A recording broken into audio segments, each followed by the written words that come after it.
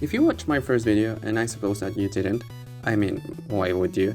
You'll know that I've been learning Unity for the past 2.5 months. And while I was editing that video, I realized that I haven't done anything close to a full game. So I set myself the goal of making 3 somewhat full games in 3 weeks. And if you're good at math, you'll know that that's like a game per week. And this is a video about my first game. Spoiler, it ended up bad. But at least I did it.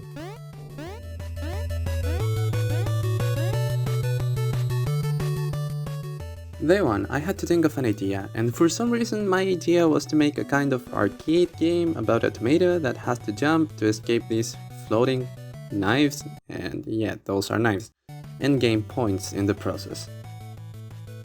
Brilliant! So I started by making a character controller. I wanted to make a 3D game, since I only have done 2D games in the past, but I switched to 2D again.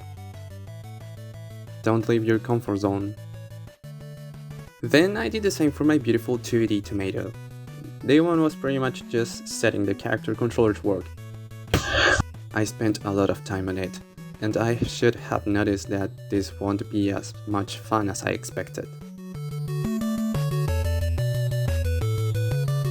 Day 2, I was trying to figure out how to make the floating knives. It was much harder than I thought.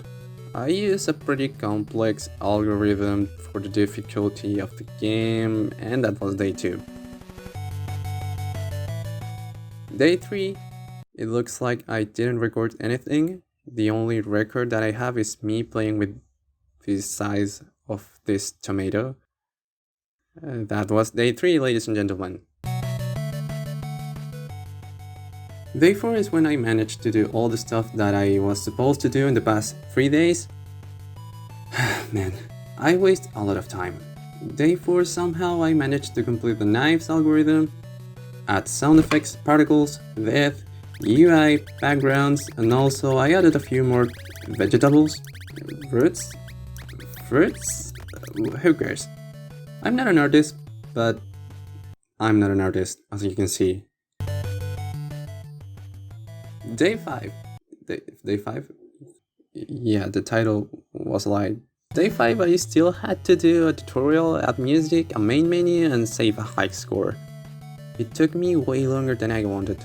For the tutorial I thought that would be funny to make the player think that this would be a platformer, and then realized that the tutorial ended up way more entertaining than the actual game.